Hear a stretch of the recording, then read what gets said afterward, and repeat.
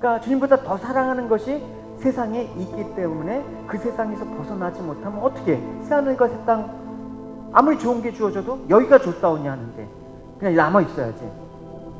그러면 심판받을 그런 곳이기 때문에 여기 남아 있으면 죽는 거예요. 심판을 받을 수밖에 없는 거예요. 오늘 말씀 보시도록 하겠습니다. 같이 22절부터 24절 한 목소리로 우리 읽도록 하겠습니다. 시작. 내가 지을 새 하늘과 오늘 본문은 이사야서의 대미를 장식하는 마지막 부분입니다. 마지막 부분이기 때문에 사실은 이사야서 1장부터 66장까지 모든 내용이 바로 새 하늘과 새 땅 여기에 압축되어 있음을 알 수가 있는 것입니다. 즉 말하자면 하나님께서 지금 현재의 세상을 멸하시고 새롭게 지으실 새 하늘과 새 땅은 영원하다. 그걸 말하고 싶은 거예요. 그래서 22절에 보면 이렇게 있죠. 내가 지을 새 하늘과 새 땅이 내 앞에 항상 있는 것 같이 너희 자손과 너희 이름이 항상 있으리라. 여호와의 말이니라. 그러니까 이사야 선지자가 마지막으로 하는 말이 있는데 새 하늘과 새 땅이다라는 것입니다. 그러니까 우리가 눈에 보이는 기존의 세상은 사라지고 새 하늘과 새 땅이 우리 앞에 있게 될 것이라는 얘기입니다. 그렇다면 중요한 건 새 하늘과 새 땅은 틀림없이 있을 것인데 누가 들어가느냐가 중요하죠. 아무리 좋은 곳이라도 내가 들어갈 수 없으면 큰일 나잖아요. 아무리 좋은 곳이 있다고 한들 내가 들어갈 수 있는 길이 없다 그러면 난감하잖아요. 그래서 이사야서는 사실 새 하늘과 새 땅이 있다라고 끝내지 않고 누가 들어갈 것인가 라는 그 물음을 또 제시하고 있습니다. 그렇다면 제가 물어보겠습니다. 그러면 새 하늘과 새 땅이라고 했는데 말하자면 천국, 하나님 나라 있다고 했는데 그러면 사람들에게 과연 천국은 어떤 곳입니까? 물어본다면 사람들은 어떤 답을 할까요? 이 모든 것이 서로 유기적으로 연관되어 있기 때문에 제가 질문을 서두에 하고 있습니다. 되게 사람들은 자신이 갖고 싶어하고 또 이루고 싶어하는 것들이 풍족하게 지어질 때 그것을 축복으로 여깁니다. 그리고 그러한 복으로 충만한 곳을 천국이라고 생각합니다. 한마디로 말해서 천국이란 살기 좋은 나라 이런 개념을 우리가 보통 갖고 있단 말입니다. 그러나 아무리 내가 원하는 곳이라도 또 내가 뜻하는 것을 이룰 수 있는 천국이라고 해도 내가 갔는데 만족을 하지 못하면 결코 천국이라고 말할 수가 없습니다. 천국은 불만이 없는 곳이잖아요. 하지만 여러분 인간에게 만족이라는 것이 있겠습니까? 인간은 끊임없이 더 나은 것을 추구하면서 살아가려고 합니다. 그렇기 때문에 내가 부족한 것이 없고 좋은 곳으로 가득 찬 천국이라도 내가 볼 때는 만족하지 않아. 어떤 사람은 뭐 예를 들어서 집이 한 10평짜리 아파트 조그만 거 있어갖고 그냥 가족과 오손도손 살아도 만족스러워. 근데 어떤 사람은 그게 만족스럽지 못한 거야. 한 100평짜리 아파트에 떵떵거리고 살아야 돼. 그러니까 다 기준이 다르기 때문에 천국 가는데 내가 기대한 것보다 못해. 그럼 거긴 천국이 아니죠. 그러니까 그것이 천국이 아니라면 뭐가 없겠습니까? 기쁘지도 않아. 또 감사도 없는 것입니다. 그러면 거기가 과연 새하늘과 새 땅, 천국이냐? 우리는 물어볼 수가 있는 것이죠. 여러분 우리가 보통 흔히 사람들에게 천국에 상을 받을 거야, 상급이 있다라고 얘기할 때 여러분 그 상급에 대해서 어떻게 생각하는지 보편적으로 여러분 애담지체들은 안 그럴 겁니다. 근데 보편적으로 물어보면 그 상은 내가 이 땅에 수고한 만큼 더 많고 더 귀한 것을 받는다라는 것을 이해를 해요. 그럼 여러분 천국은 욕심도 없고 있다 없다 개념도 없는 곳이라면 천국에서 남보다 많이 받았다고 누린다고 해서 그게 무슨 의미가 있겠습니까? 결국 사람들이 있지 않습니까? 천국은 좋은 곳이다 하면서 살기 좋은 나라, 부족함이 없고 내가 원하는 걸로 가득 찬 나라라고 이해하는 그 발상은 죄에서 출발하는 세상적인 사고방식에서 기인된 것입니다. 그럼 세상적인 사고방식과 천국의 삶의 방식이 다른데 이 방식이 그대로 천국에서 적용될 수가 없다라는 것이죠. 그래서 세상을 살아가면서 마음껏 누리지 못하고 하는 그런 불만이 내가 원하는 것으로 가득한 천국이라는 개념으로 대입돼서 나타난다 그러면 그곳은 아마 천국이 아닐지도 모릅니다. 그래서 제가 천국과 지옥 간증을 별로 안 좋아해요. 이런 개념으로 천국을 간증하고 있기 때문에 성경적이지 않다라는 거예요. 그럼 천국은 누가 들어가느냐? 욕심도 없고 불만도 없고 하나님만으로 만족하는 사람이 들어간다. 그러면 과연 누가 새하늘과 새 땅에 들어갈 자가 누가 있겠는가? 그걸 지금 얘기한다라는 거예요. 아무도 없다라는 거예요. 여러분, 이스라엘 백성이 하나님께서부터 선택을 받았지요. 구원의 백성이라고 하나님께서 부르셨죠. 그러면 그 사람들은 어떤 사람이었다고 하나님께서 말씀하셨습니까? 자격에 대해서 논한다 그러면 할 말들이 없는 사람이에요. 이사야서 1장에 보시면 하늘이여 들으라, 땅이여 귀를 기울이라, 여호와께서 말씀하신다. 내가 내 자녀를 키우고 길렀으나 그들이 나를 배반했다. 소도 제 주인을 알고 나귀도 제 주인의 여물통을 알지만 이스라엘은 알지 못하고 내 백성은 깨닫지 못했다. 그러니까 이스라엘을 친히 선택하셔서 양육하셨는데 자신을 양육하신 하나님을 거역한다. 즉 하나님의 은혜로 자랐는데 하나님을 거역하는 쪽으로 나가는 것입니다.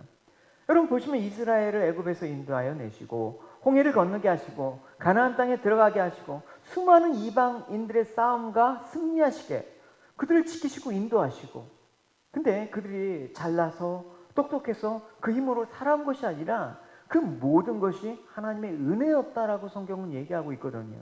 그렇다면 이스라엘은 분명 하나님만을 힘으로 삼아야 되는 것이죠. 그리고 하나님의 은혜를 체험한 이스라엘은 오직 하나님의 은혜만을 노래하고 감사하면서 살아야 되는 것이죠. 근데 이스라엘이 하나님 은혜로 살아가는 모습에서 벗어나게 된 이유가 무엇인지 이사야서에는 밝히고 있어요. 뭐냐면 그들의 땅에는 은과 금이 가득하고 보물이 셀 수 없이 많다. 그들의 땅에는 말이 가득하고 전차도 셀 수 없이 많다. 그들의 땅에는 우상이 가득하고 백성은 자기 손으로 만든 우상에게 절하고 그것을 섬기고 있다. 그러니까 이스라엘이 모든 것이 풍요하고 배가 부르게 되었습니다.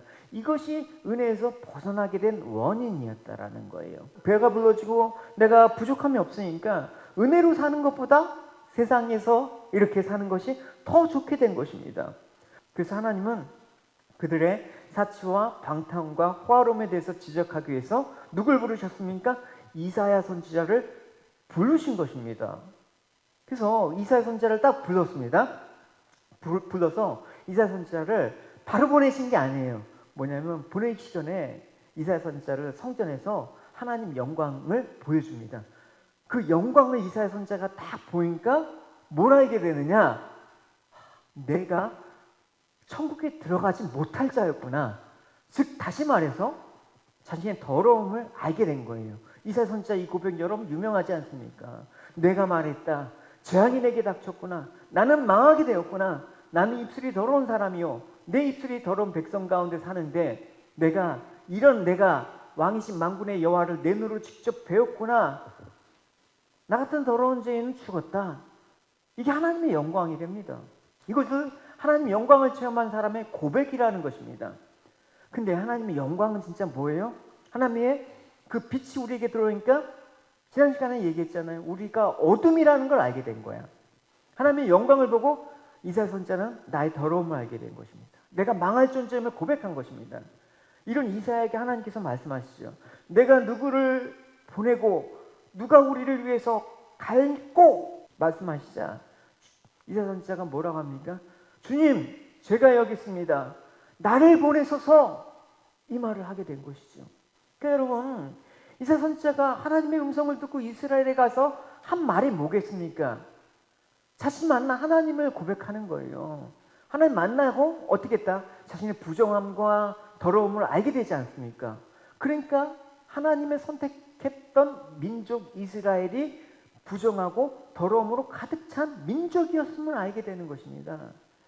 그 이사야 선지자가 이스라엘의 죄악을 드러내는 것이 나의 할 일이구나 라는 것을 아는 것입니다. 교회가 그런 것입니다. 오늘 말씀을 전하는 설교자도 그런 것입니다. 우리 죄악됨을 드러낼 수밖에 없는 것입니다. 사람들이 환영하지 않아도 세상으로부터 존경받고 세상으로부터 환대받지 않아도 우리가 이사야 선지자를 부르신 하나님의 뜻이 죄악을 드러내는 것이라면 우리 역시도 그래야 되는 것입니다. 근데 이사야 선지자가 가서 말씀을 외치는 거예요. 근데 들을 사람이 없다라는 거예요. 마찬가지죠, 여러분. 하나님께서 이스라엘을 어떻게 버리기로 하셨어요. 잘라내시기도 하신 거예요. 근데 그 와중에 뭐가 있다? 그루터기가 있다라는 거예요. 이 남은 자. 그루터기를 위해서, 남은 자를 위해서 이사야 선지자를 보내신다. 그 말씀을 하는 거예요. 이사야 선지자 6장 13절에 보면 이 땅 백성의 10분의 1이 남는다고 해도 그 땅은 다시 황무하게 될 것이다. 그러나 밤나무, 상수리나무가 잘리더라도 그루터기는 남아있는 것 같이 거룩한 자손들이 그루터기가 되어 거기서 다시 싹이 틀 것이다. 이 말을 들은 거예요. 하나님께서 남겨놓은 자들이 있다. 그럼 남은 자가 누구냐? 그 남은 자가 새하늘과 새 땅에 들어간다라는 얘기예요.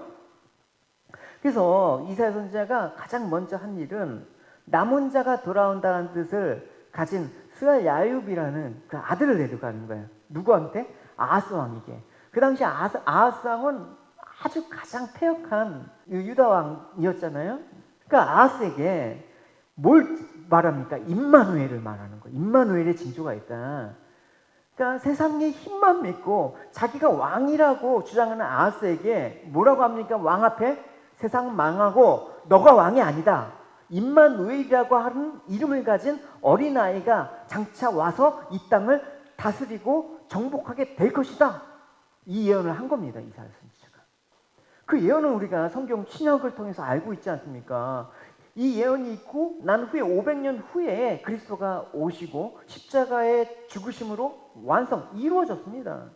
거기서부터 하나님이 약속하신 새로운 창조가 어디서 일어나는 것입니까? 예수 그리스도 안에서 자기 백성이 탄생되는 거예요. 이게 남은 자란 말입니다. 이게 그루터기, 이게 새 이스라엘로 새하늘과 새 땅에 들어갈, 천국에 들어갈 자예요. 왜냐하면 우리에게 한 아이가 태어날 것이기 때문이다. 하나님께서 우리에게 아들을 주실 것이다. 그의 어깨 위에 왕권이 주어질 것이다. 그의 이름은 기묘자, 모사, 전능하신 하나님, 영원히 살아계신 아버지, 평화의 왕이시다. 그의 왕권은 점점 커지겠고 평화가 그의 나라에서 영원히 이어진다. 그의 다윗의 보좌와 다윗의 나라에서 다스릴 것이다. 그가 정의와 공평으로 이제부터 영원토록 그 나라를 견고하게 세울 것이다. 만군의 여호와께서 이 일을 이루실 것이다. 왜냐하면 주께서 자기 백성을 뜨겁게 사랑하시기 때문이다. 그러니까 장차 주어질 새하늘과 새 땅, 이 나라에 들어갈 백성은 지금 현재 이스라엘 너희들이 아니라 새로운 이스라엘, 남은 자가 될 것이다라는 거예요. 그러니까 장차 세상은 임마누엘로 오신 한 아기, 예수님 중심으로 될 것임을 예언하는 것이죠. 결국 남은 자란 무엇입니까? 임마누엘로 오신 아기를 왕으로 복종하는 사람이 남은 자예요. 오직 예수 그리스도를 주라고 고백하는 사람만이 남은 자예요. 근데 세상도 섬기고 주님도 섬기고 이런 사람은 주님만을 왕으로 모실 수가 없는 거예요. 세상이 왕이 되는 건데. 세상은 그래서 힘으로 유지되는 것이 아니라 임마누엘, 하나님께서 보낸 자, 예수 그리스도에 의해서 통치되어지는 것입니다. 그러면 힘으로 유지하는 세상은 어떻게 합니까? 그러면 하나님 나라도 있고 세상 나라도 있고 그런 것입니까? 공존할 수가 없는 것입니다.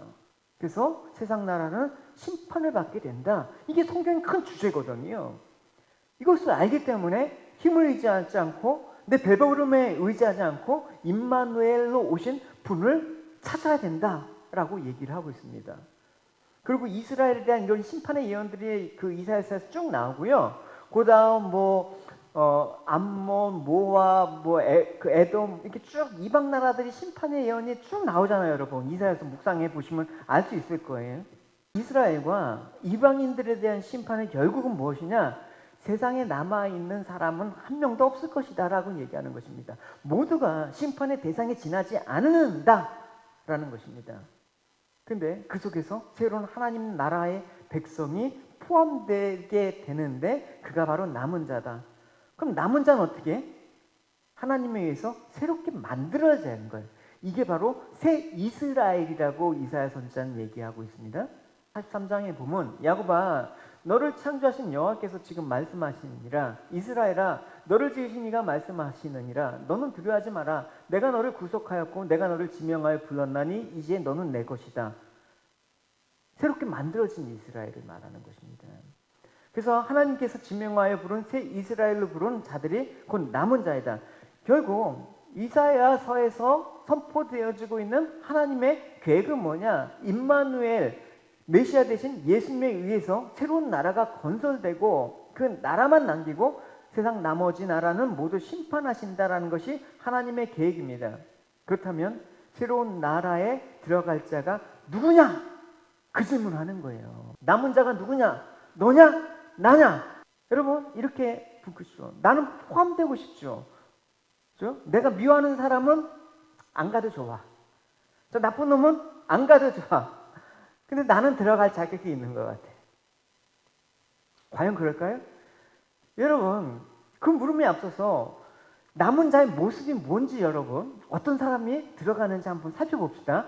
그러면 그 남은 자의 모습이 나구나 라고 하면 안심하셔도 돼요.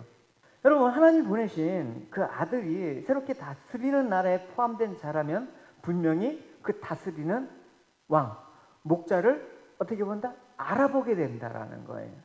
하나님 보내신 목자를 알아보고 그분이 구세주임을 알고 목자를 위해서 살아가는 것이 남은 자의 모습이라는 거예요. 근데 이사야 선지자는 그 목자를 이렇게 소개하고 있습니다. 어떻게 소개하냐면 도저히 사람이 믿을 것 같지 않은 모습으로 오셨다라고 얘기하고 있어요. 보면 있습니다. 그는 주 앞에서 자라나기를 연한 순 같고 마른 땅에서 난 뿌리 같아서 고운 모양도 없고 풍채도 없고 우리가 보기에 흠모할 만한 아름다운 것이 없다. 그가 찔림은 우리의 허물 때문이요 그가 상함은 우리의 죄악 때문이라. 그가 징계를 받음으로 우리가 평화를 누리고 그가 채찍에 맞음으로 우리가 나음을 받았다. 힘있고 흠모할 모습을 가진 자를 목자로 삼은다면 나의 구세주로 삼는다면 내가 따르겠는데 도저히 그런 모습이 아닌 모습으로 오셨다라는 것입니다. 연약하고 아무런 힘도 없고 눌리면 눌리는 그런 모습의 목자를 목자로 인정할 사람이 왕으로 인정할 사람이 세상에 누가 있겠느냐? 없다! 그 말을 하는 거예요. 근데 그 남은 자는 어떻게? 이런 사람을 외모로 보지 않고 목자로 따른다라는 것입니다. 그러니까 세상의 힘의 시각을 보지 않고 내 죄를 담당하신 그 분이 죽으셨다라는 그 사실을 알게 될 때 나의 목자로 여긴단 말입니다. 하나님께서 이런 자를 어떻게 한다? 신부로 삼아주신다라는 거예요, 여러분. 그래서 신부가 되어서 새 예루살렘에 우리가 그리스도의 신부로서 들어가게 된다라는 놀라운 약속을 주시는 것입니다. 보시면 여호와께서 나를 매우 기쁘게 해주셨다. 내가 온 마음으로 내 하나님 앞에서 즐거워한다. 여호와께서 나에게 구원의 옷을 입혀주셨고 의의 겉옷을 입혀주셨다.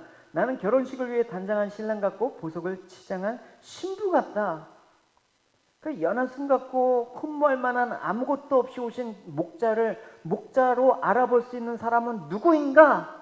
그 사람은 내가 세상의 시각으로, 세상 힘으로, 세상을 의지하며 살아가는 시각에서 벗어난 사람밖에 목자를 알아보지 못하는 것입니다. 이런 우리가 눈을 뜰 수 있었다는 것은 어디서 출발합니까? 내가 더러움과 부정함에 대해서 알았기 때문에 내가 어둠이라는 걸 아는 자, 그 자가 바로 이 눈을 뜨게 된 거예요. 그러니까 자신의 더러움을 아니까 상하고 통해한 심령으로 주를 찾을 때 내 죄를 대신 담당하시고 창에 찔려 죽으시고 수치를 받으시고 죽으신 목자이신 주님을 사랑하지 않을 수가 없는 거예요.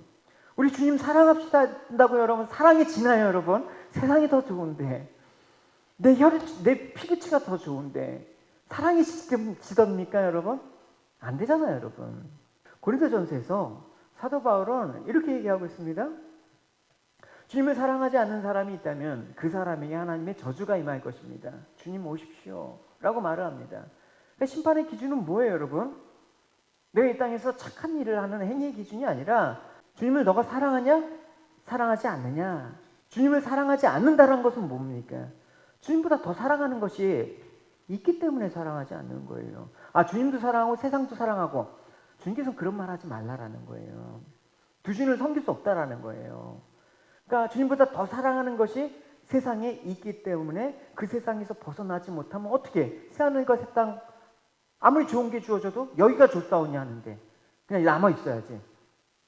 그러면 심판받을 그런 곳이기 때문에 여기 남아 있으면 죽는 거예요. 심판을 받을 수밖에 없는 거예요. 그러니까 오늘 22절에 말한 대로 그러니까 새하늘과 새 땅에 있을 자가 누구이냐 또 24절에 말하지 않습니까? 벌레가 죽지 아니하고 불이 꺼지지 않는 곳에서 영원한 고통으로 살아갈 폐역한 자들이 누구냐라고 말하는 것입니다. 너희들은 어디 들어갈 것이냐? 이사야 선지자는 세상을 둘로 구분하고 있어요. 심판을 받을 자와 남는 자로 구분하고 있습니다. 우리 사람을 많은 우리의 외모와 또 형편에 따라서 많이 구분하잖아요. 잘생긴 사람, 못생긴 사람, 부자, 가난한 자, 명예가 있는 자, 비천한 자, 뭐 이런 식으로 막 구별을 하잖아요. 근데 둘밖에 없어요. 심판받을 자와 남는 자. 그럼 심판을 피할 자들이 있다라는 게 있습니까? 아, 심판을 받지 않는 사람도 있는가? 아니라는 거예요. 우리는 다 심판받을 자다라는 거예요. 근데 심판 속에서 새 예루살렘으로 들어갈 하나님의 사람을 하나님이 건져 내신다라는 거예요. 애초에 구분이라는 건 없어요. 우린 다 심판을 받을 자예요. 남는 자가 아니에요. 내가 심판을 받을 존재입니까? 피할 수 없는 존재입니까? 근데 교회 다니는 사람들은 다 100% 내가 심판을 받을 존재입니다라고 얘기를 안 해요. 나는 심판을 피할 수 없는 존재입니다라고 얘기를 하되 그 심판 속에서 주님이 나를 건지셨습니다. 이렇게 얘기를 해야죠, 여러분. 그러면 우리는 심판을 피할 수가 없어요. 그러니까 저와 여러분이 주님만 사랑하는 삶을 살지 못한다면 우리는 심판을 받을 수밖에 없어요. 이거 인간의 본질인데 이걸 인정하느냐? 인정할 사람이 없다라는 거예요. 세상의 기준은 뭡니까? 선과 악의 기준은 다 자기의 착한 행위로 규정을 하고 있습니다. 그렇기 때문에 착한 행위를 의로움으로 보기 때문에 그 의를 갖고 천국에 간다라는 생각을 갖고 있어요. 근데 성경은 그렇지 않다라고 분명히 얘기를 하고 있어요. 그렇기 때문에 너희들의 착한 행위를 가지고는 심판에서 벗어날 수 없다라고 여기는 것입니다. 근데 그렇지 않다, 갈 수 있다. 이게 세상의 방식이고 다른 종교의 방식이란 말입니다. 자기 자신을 바라보고 살아가는 세상 사고 방식을 그대로 갖고 어떻게 새하늘과 새 땅을 가요? 그러면 주님을 사랑하는 자가 심판을 면한다고 했는데 질문할게요. 주님을 사랑하는 것이 무엇입니까? 여러분, 주님을 사랑한다면 말 그대로 세상을 사랑하지 말아야 되는 거예요. 그런데 우리는 세상을 사랑할 수밖에 없잖아요. 세상에 대한 집착을 벗어나지 못하잖아요. 그게 우리의 연약함이에요. 그렇다면 우리는 하나님의 심판을 피할 수 없는 죽어야 될 자입니다. 나를 발견한다 그러면 누굴 찾을 수밖에 없는 것입니까? 나를 건질 자밖에 찾을 게 없는 것입니다. 여러분 물에 빠졌다고 여러분 가정합시다. 수영도 못하고 바다 가운데 빠졌는데 그럼 누구를 바라봐야 됩니까? 나를 여기서 건져낼 자를 바라봐야 되는 거죠. 근데 빠진데 내가 갖고 있는 돈, 내가 갖고 있는 명예와 그런 것들이 여러분 나를 구원해 줄 수가 있습니까? 이 인식, 우리는 세상의 사고방식으로부터 벗어날 수 없는 연약한 자라는 죄인입니다라는 이 인식 속에 구원자를 바라볼 때 아, 주님께서 그 십자가에 못 박힌 주님께서 나를 위해서 오셨다라는 것을 깨닫게 되는 거예요. 이전에 너 그러다 지옥 간다라고 얘기할 때 보면 다 그런 거예요. 도둑질하고 너 교회도 잘 안 나오고 기도도 안 하고 성경도 안 보고 돈만 알고 이런 사람이 지옥 가는 줄 알았어요. 저도. 근데 그 사람도 지옥 가고 나도 지옥 가. 그러니까 자기의 본질을 알고 나니까 주님이 못 박히신 것은 그런 나쁜 사람 때문에 못 박힌 것이 아니라 바로 나 때문에 못 박히신 거야. 그래서 깨닫게 되는 거죠. 주님이 못 박힌 것은 바로 나 때문입니다. 이런 고백이 마음속 깊이 우러나게 될 때 그것이 주와 함께 못 바뀌었다라고 얘기하고 있는 것입니다. 그것으로 하나님께서는 너가 이미 심판을 받았다라고 얘기를 하는 것입니다. 심판을 면해 주셨다라는 거예요. 그래서 너는 이제 주와 함께 하는 자로 천국에 가게 될 것이다 라고 얘기하는 게 성경의 말씀이란 말입니다. 지금 사람들의 눈에는 돈만 있으면 얼마든지 재미있을 것 같죠. 행복한 인생을 살 것 같죠. 세상에만 눈이 들어오겠죠. 근데 주님을 제대로 만난 자는 세상이 아니라 새하늘과 새 땅에 마음을 두고 사는 거예요, 여러분. 이런 상황 가운데 우리 마음을 빼앗기지 않다라는 것입니다. 왜? 우리의 마음은 이미 새하늘과 새 땅에 거하는 하나님의 자녀이기 때문에 그런 것입니다. 할렐루야. 그러다 보니까 삶에 있어서 기쁨과 감사가 있는 것입니다. 그렇지 않으면, 내 마음이 이 세상 가운데 여전히 있다 보면, 주님을 만나지 못한다면, 주님 없이 사는 사람이라면 기쁨과 감사는 조건적일 수밖에 없는 거예요. 항상 이런 상황 가운데 오면 불평과 불만이 올 수밖에 없는 거예요.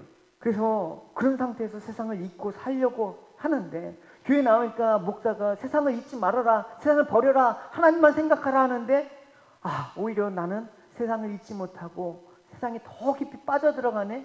이로 인해서 하나님이 주시는 은혜와 기쁨이 없어져 버리는 것입니다. 때문에 여러분, 새하늘과 새 땅은 어떤 곳인가? 라는 그런 물음에 이사야서의 말씀에 따르면 세상을 다 잊어버린 곳이 새하늘과 새 땅이다. 보시면 그렇죠. 너희들이 새 땅에 들어가면 이제 옛날 일은 생각나지도 않을 것이다. 기억하지도 말아라. 그렇게 얘기하신 거예요. 보시면 그래요. 보아라, 내가 새 하늘과 새 땅을 창조할 것이다. 옛날 일은 더 이상 생각하지 않을 것이다. 내 백성이 내가 창조하는 것 때문에 영원히 즐거워하고 기뻐할 것이다. 내가 예루살렘을 기쁨이 가득한 성으로 만들고 그 백성을 즐거움이 가득한 백성으로 만들겠다. 여기 보면 하나님께서 새하늘과 새 땅을 창조하셨는데, 그때가 되면 이전엔 너희들이 좋다고 여겼던 거, 너희들이 세상의 좋은 것들 때문에 자꾸만 흔들렸던 것들 기억나지도 않을 거야. 생각나지도 않을 거야. 세상에서 살았던 또한 상한 마음들 있지 않습니까? 상처들, 염려와 근심거리들, 미워하고 좀 더 많이 가지려고 악착같이 살았던 그런 시기했던 것들, 이런 거 기억이 나지 않을 거야. 즐거움이 가득한 내가 백성으로 어떻게 만들겠다라는 거예요. 이건 어떻게? 세상에 있는 이 제약된 나를 죽여버리는 거예요. 그래서 어떻게 만들겠다? 너희들 만들면 어떻게 합니까? 여러분, 이런 말 있잖아요. 여러분, 사람은 고쳐 쓰는 게 아니다. 정말 안 고쳤어요, 여러분. 고쳐 쓰는 게 아니라 죽이시고 다시 만드는 거다. 보시면 이래요. 한 여자가 진통을 겪기 전에 아기를 낳았다. 해산의 고통을 당하기 전에 아들을 낳았다. 누가 이런 일을 들었느냐? 누가 이를 보았느냐?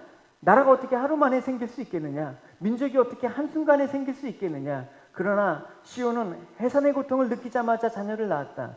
이처럼 어떤 고통이 있을 때 내가 반드시 새 생명을 낳게 하겠다. 여호와의 말씀이라. 생명을 주는 이가 어찌 태를 닫겠느냐? 너희 하나님의 말씀이다. 그러니까 이 말씀은 뭡니까? 간단히 말해서 하나님이 자식을 낳았다라는 거예요. 여자가 진통하기 전에 아기를 낳았다. 해산의 고통을 당하기 전에 아들을 낳았다. 이 말은 뭡니까? 세상의 상식과는 전혀 다른 아이를 낳았다라는 것입니다. 세상 사람들은 고통 중에 아이를 낳죠. 고통의 단계 중에 1부터 10까지 있으면 10이 출산의 고통 아닙니까? 이게 여러분 신체적인 현상입니까? 성경은 얘기하고 있습니다. 죄를 지은 인간에게 내려진 하나님의 징계라고 분명히 말씀하고 있습니다. 또 남자는 노동하고 땀을 흘려야 저 자식을 먹여 살릴 수 있습니다. 그렇기 때문에 힘들죠, 지금. 그리고 여자는 고통 속에서 아이를 잉태하고 낳을 것이라고 얘기를 하셨습니다. 따라서 세상에 어떤 인간도 고통 없이 아이들을 낳을 수 없다라는 거예요. 근데 고통을 겪지 않고 아이를 낳을 수 있다라고 하셨다라는 것은 뭡니까? 하나님이 잉태케 하셨고 하나님이 해산하셨기 때문에 말을 하는 것입니다. 다시 말해서 하나님에 의해서 낳은 자식이다라는 거예요. 그러니까 인간이 낳은 자식은 고통 속에서 태어난 자식입니다. 그러니까 죄인일 수밖에 없는 것입니다. 그러나 하나님이 잉태케 해서 해산하게 한 자식이 있는데 이 자식은 고통과 상관없이 난 자식이다. 그 말은 뭡니까? 죄와 상관없다라는 거예요. 이제 너희들의 주 안에서 결코 정죄함이 없는 사람이라는 것입니다. 이들을 가리켜 남은 자, 이들을 가리켜 우리가 많이 고백하는 하나님의 자녀라고 얘기를 하는 것입니다. 그러니까 세상은 인간을 둘로 구분하는데 인간의 자식과 다른 하나는 하나님의 자식이에요. 내 자녀를 여러분 제가 늘 말하고 싶은 거는 내 게 아니라고 고백해야 된다고 했죠. 내 자녀는 내 게 아니라 하나님의 자식이에요. 그래서 아브라함에게 이삭을 바치라고 하잖아요. 너가 100세에 낳은 아들을 너 거라고 생각하는데 내 자식으로 만들어 버리겠다. 그래서 이삭을 죽이라고 얘기하잖아요. 살리셨잖아요. 그러니까 하나님이 누구냐라고 할 때 여러분 어떻게 이제 대답하십니까? 하나님은 나를 낳으신 분입니다. 할렐루야. 이것을 아는 자가 하나님의 자녀예요, 여러분. 그래서 이사야 선자는 이런 고백을 하죠. 하지만 여호와여, 주님은 우리의 아버지이십니다. 우리는 진이기요, 주님은 토기장이십니다. 우리 모두는 주께서 손으로 빚어 만드신 것입니다. 여호와여, 진노를 거두어 주십시오. 우리 죄를 영원히 기억하지 마십시오. 우리를 보십시오. 우리는 주의 모두 백성입니다. 하나님의 진노와 죄를 거두어 주신 자가 자녀란 말입니다. 하나님의 자녀. 그러니까 이사야 선지자는 하나님과 이스라엘의 관계를 자식과 아버지, 진흙과 토기장의, 피조물과 창조주의 관계로 보고 있음을 알 수가 있는 것입니다. 그래서 우리는 하나님과 우리 성도들 간의 관계를 아버지와 자녀의 관계로 보길 좋아합니다. 그 이유는 뭡니까? 자식은 아버지로부터 사랑을 받을 수가 있어요. 보살핌을 받을 수 있어요. 어려울 때 도와주고 따뜻하고 사랑 있는 관계로 우리가 연상되기 때문에 하나님을 아버지라고 그러고 우리는 자녀로 부름을 받길 좋아합니다. 맞습니다. 실제로 하나님이 이런 분이시라고 이사야서는 표현을 하고 있어요. 아기가 어머니 젖을 빨며 만족해하듯 너희가 예루살렘의 좋은 것을 배불리 먹으며 예루살렘의 귀한 것을 차지하고 기쁨을 누릴 것이다. 여기서 이렇게 말씀하셨다. 내가 예루살렘의 평화가 강물처럼 흐르게 하겠다. 민족들이 재물이 예루살렘으로 흘러들어오게 하겠다. 너희는 아기처럼 젖을 빨고 내 품에 안길 것이며 내 무릎 위에서 귀여움을 받을 것이다. 하나님이 젖으로 우리를 먹이신다라는 거예요. 하나님 우리를 낳은 것으로 끝나는 것이 아니라 젖을 먹이시고 키우시고 지키신다라는 것입니다. 그럼 여자가 아이를 낳으면 낳은 것으로 끝나지 않고 모든 걸 희생하잖아요. 정성껏 입히고 키우잖아요. 그러니까 우리가 진심으로 멸망의 세계에서 나를 자녀로 삼아 주셔서 하늘을 소망으로 삼을 수 있도록 해주신 하나님의 은혜와 사랑을 안다 그러면 자연히 하나님을 사랑해라 사랑해라 그렇게 닥달하지 않아도 하나님 사랑을 아는 거예요, 여러분. 그게 억지로 되겠습니까, 신앙생활이. 하나님 기뻐해라 기뻐해라 하지 않아도 그냥 기뻐. 그런 백성으로 만들겠다. 그런 백성이 되려면 이 땅의 것이 필요 없는 사람이 돼야지. 이 땅의 것이 집착이 없는 사람, 그런 사람으로 만들어야 돼요. 그러니까 우리를 죽일 수밖에 없는 거예요. 십자가에 못 박혀서 주님과 함께 다시 죽였다 살리는 거예요. 그래서 그런 자만이, 남는 자가 된 자만이 하나님이 기뻐하시는 것이 무엇인지 알게 되고 그 기쁨을 진정한 기쁨으로 여기며 살게 된다. 그런 말이죠. 이 65장에 보면 예루살렘을 사랑하는 사람들아 예루살렘과 함께 즐거워하라. 예루살렘을 생각하며 그 예루살렘 새하늘과 새 땅 천국을 생각하며 슬퍼하는 사람은 예루살렘과 함께 기쁨의 노래를 불러라 이렇게 얘기를 하고 있습니다. 왜? 이제는 예루살렘에 들어갈 자로 하나님께서 남은 자로 만드셨기 때문에.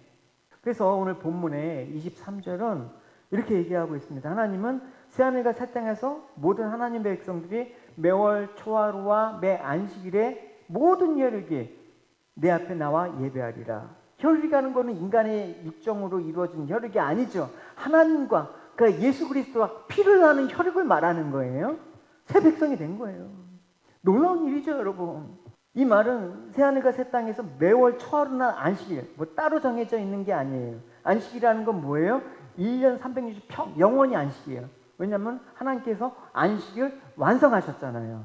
그러니까 이 말은 어떤 특정한 날만 나와서 예배드리라는 게 아니라 하나님의 천국 백성은 이제 영원히 하나님을 찬양하며 하나님과 같이 기쁨을 나누는 존재가 됐다라는 거예요. 그게 예배라는 거예요, 여러분. 우리가 예배의 개념을 자꾸만 일주일에 한 번 정해진 시간에 이런 공예배 여기에서만 머물면 안 돼요, 여러분.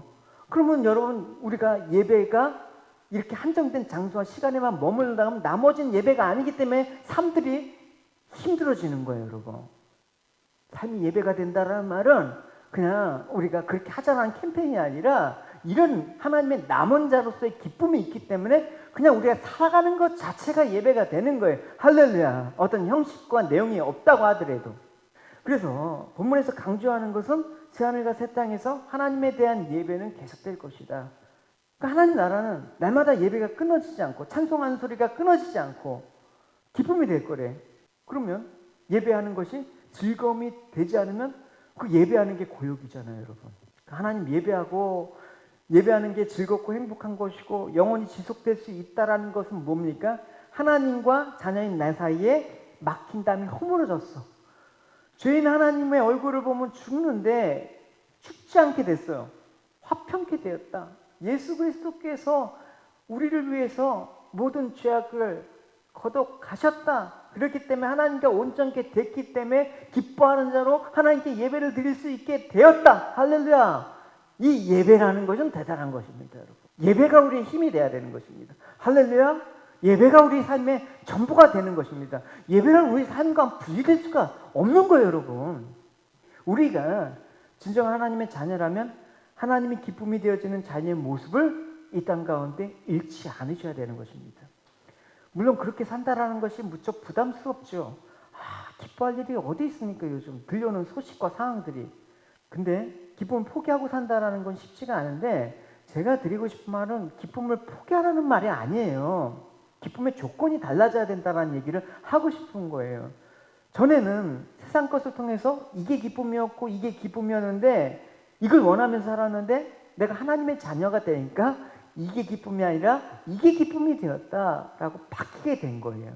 기쁨은 없어지지 않는데 기쁨의 조건이 바뀌니까 그 기쁨이 진정한 기쁨이 되는 것이죠.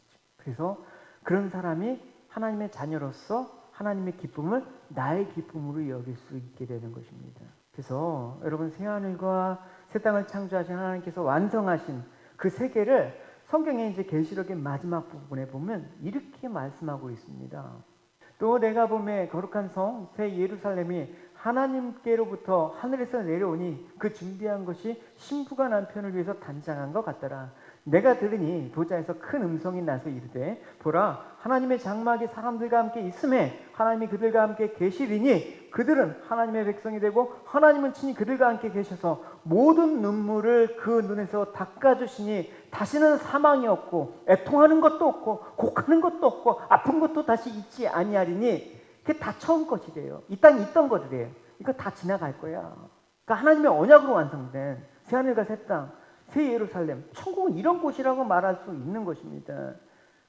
이 천국은 그리스도를 믿는 믿음으로 그리스도 안에서 살아가는 성도가 누리게 될 복이자 지금도 우리 안에 살아계시는 주님 안에서 누려야 될 복입니다. 그래서 내가 죽어서 누려야 될 곳이기 때문에 이 땅에서 좀 힘들더라도 고생하자, 이 개념이 아니라 고생스럽지만 몸은 우리의 마음과 영혼은 이 즐거움을 누리게 되는 사람들. 할렐루야. 이게 중요한 거예요, 이 시대 가운데. 여러분 신조어가 있잖아요. 코로나 블루라는 용어가 있잖아요, 여러분. 하도 뉴스에서 들려오는 막 그냥 확진자 증가했던 소식, 5km 이제 반경에 나가지도 못하고 모든 것들 제한할 때 막 우울증이 많이 와. 힘들어. 막 정신적으로 막 감당할 수 없는 그게 온단 말입니다. 던져버리시고 나는 어떤 사람인가, 그리스도 안에 믿음 안에서 그리스도 안에서 살아갈 때 여러분 이 기쁨은 빼앗기지 않을 겁니다, 여러분. 할렐루야. 이 기쁨이 하나님이 우리를 자녀되게 하신 모든 여러분에게 주어진 것이라는 사실을 잊지 마십시오. 처음껏 지금 막 사망, 애통하는 거, 아픈 거 다 지나가는, 다 지나갈 겁니다. 그래서 우리 현실은 여전히 천국으로 인해서 물론 괴롭습니다. 아직은 이 땅에 몸을 갖고 살아야 되기 때문에. 하지만 여러분, 우리는 이 새하늘과 새 땅에서 지금 살고 있다, 또 살게 될 것이다는 already not yet, 이미 아직 그 사이에 있는 이 모든 가운데 이미 누리고 있는 자들이에요, 여러분. 그걸 기억하셔야 되는 것입니다. 언약 안에서 지금 일시적으로 걷고 있는 이 몸이 걷고 있는 괴로움 또한 지나갈 것임을 믿고 처음과 같이 이미 하나님께서 천국을 예비하시고 완성된 그 세계를 소망할 뿐만 아니라 그 완성된 세계 안에서 누리는 지금의 기쁨을 또 누리면서 살아가는 여러분이 되시길 바랍니다. 우리는 코로나 블루라는 말이 없길 바래요, 여러분. 할렐루야. 힘들지만 없길 바래요. 그거는 비결도 있는 것이 아니고 방법이 있는 것이 아니라 우리가 주 안에서의 그런 남은 자라는 그 내용들이 이해하게 될 때 가능한 것입니다. 그래서 우리 모두가 예수 그리스도가 오실 때를 기쁨으로 기다립시다. 할렐루야. 하루하루가 기쁨의 날로. 왜? 주님이 곧 오실 날이 멀지 않은 이때를 우리가 살고 있다. 우리 모두 새하늘과 새 땅, 하나님 나라에 속한 천국 백성으로, 하나님이 함께 하시는 백성으로, 여러분 힘들지만 이 어려운 기간에 여러분 힘들지만 우리는 이 세상의 백성이 아니라 하나님의 자녀로서 살아내실 수 있는 축복이 있기를 바랍니다. 우리 같이 함께 찬양 드립시다. 주의 나라가 임할 때 예배가 회복되고 기적이 일어나네. 어떤 예배입니까? 하나님으로만 기뻐하는. 여러분 우리가 이제 계속해서 어려운 가운데 락다운에 뭐 기약도 없이 가고 있지만 상관없이 우리를 기뻐하시는 주님을 바라보며 우리가 찬양을 드리도록 하겠습니다.